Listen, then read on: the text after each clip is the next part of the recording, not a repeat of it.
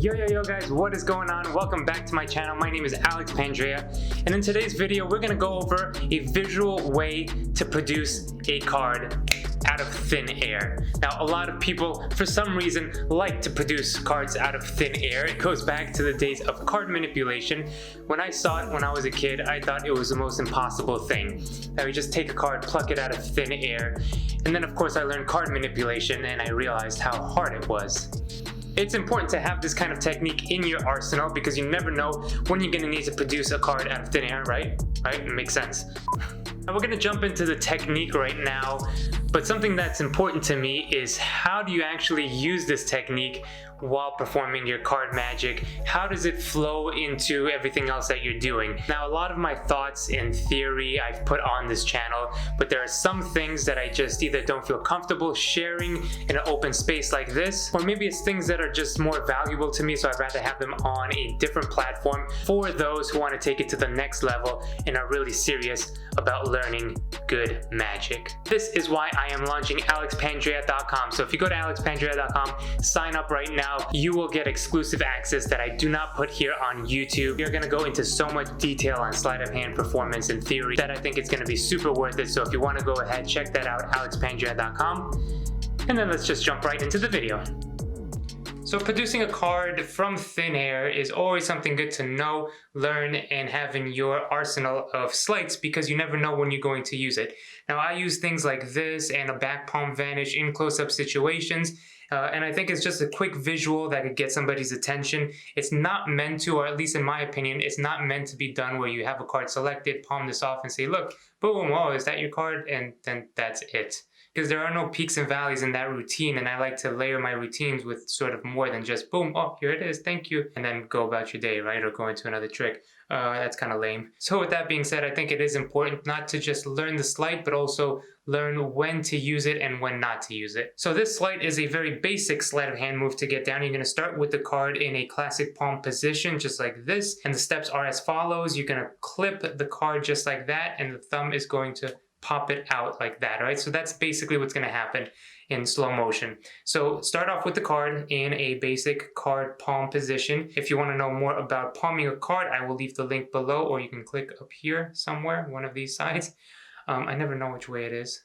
And you can watch my video on palming to get the palm down. But basically, it's going to be held between the pinky, the pressure right there of the pinky, and the base of the thumb right there. And that's where you should hold a classic palmed card. Step number 2 is going to be clipping. So you are going to now sort of get rid of the pressure with the pinky so that you can move the pinky to the left side as you're looking at it, the left side of the card, which is the index side, right? So right on the index, just like that.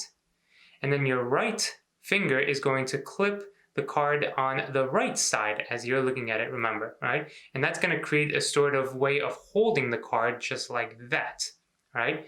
Now, if you come back with the fingers and put pressure, it's going to bow that card up, and now you are going to hold it in a sort of new palm like that, okay? So you're transferring palms. So from here, take off the pressure with the pinky, move, pull down, pop that card out, and now you are set. Okay, that is the second step of the move. Moving on to step number 3, all you are now going to do is use your thumb to come underneath the card, right, underneath, and now you are going to clip the card with the thumb and the first finger. And the way that we're going to do that is by pushing up with the thumb, letting go with the pinky, push up with the thumb, let go with the pinky.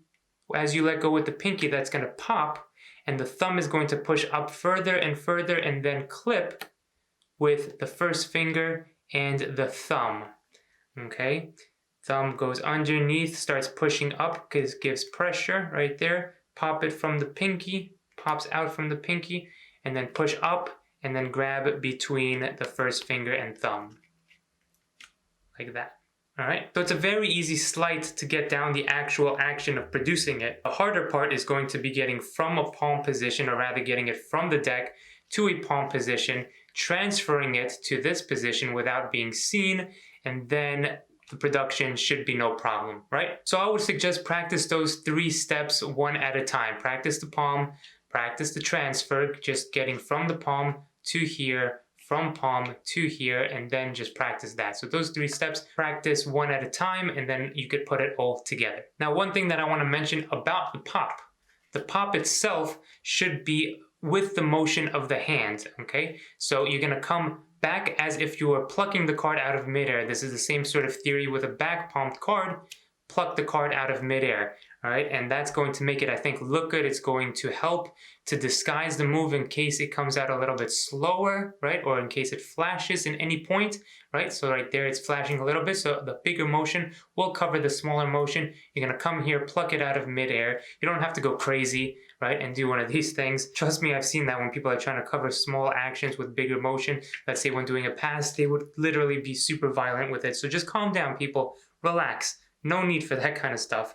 Just very boom, like that, all right? That would be the first way to pop out the card. Once you're in this position, you come forward just a bit, pluck it out of mid-air. You can do the same sort of thing as you come up like that with the card. So that motion as well could work. The way that I kind of like to do it nowadays is using my left hand as well as a cover, and also just sort of help pluck the card out of thin air. And I think it looks a little bit better, like it comes out and it is being produced between the 2 hands rather than here and there. Because if you're too awkward right before this production, it could look very suspicious, right? And then you pluck a card, where could it have come from? Well, obviously the hand. So if you don't do it right. So that's why I kind of like the left hand to be there as acting not only as a cover, but also as a reason and a more structured sort of reason why the 2 hands are together, a more structured production, right? So the way that I would do that is just literally have the card in this position. My hands here coming together, and as I'm ready to do it, my fingertip is ready to go to catch that card. Thumb comes up and behind that card, and it really does look nice, right? You can do it again with a sort of production coming in and out, right? Forward and back, or you can just come here, pluck the card, stroke it like this to sort of re-bend it back into the position, boom. Or you can do this and sort of just produce it in the left hand. So it's here, produce it in the left hand, and there. All right, now let's talk about how we actually take the card from here and move it into this position without it being seen in the context of a performance. So the way that I would do it, honestly, is just to do it at your side, all right? There's 2 ways that I'm gonna show you. The first way is just to do it at your side. So after you palm off the card from the deck, maybe place the deck down. Now you have the card palmed off and it is at your side down where nobody should be looking, right? From here, while it's at your side, you're literally gonna use your leg as cover to come here, do that, and now you're ready to go, all right?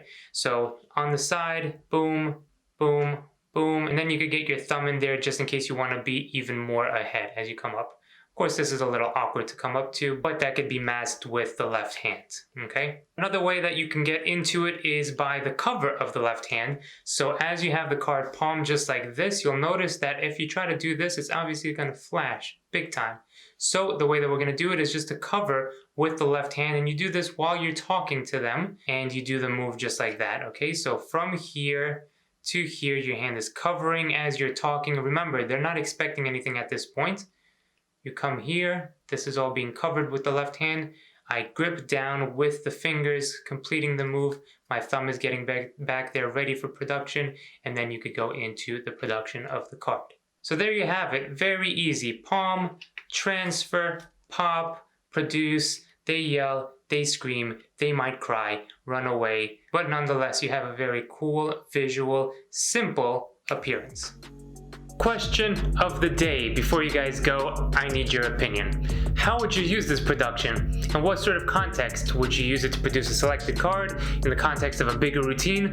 Let me know your thoughts. It's important not only because I read your comments so I know what kind of stuff you like to do, what kind of stuff you like to perform, how you like to perform it, but other people read the comments too. So go ahead, leave your thoughts below, guys. Thank you so much for watching the video. I hope you learned something. And if you did, why don't you hit the like button? That helps the YouTube algorithm, it helps this channel, helps this video, helps me. And please subscribe if you haven't already, because you're not gonna wanna miss what's to come in the next few weeks. I hope everybody has a great day, and we will see you on the next video. Peace.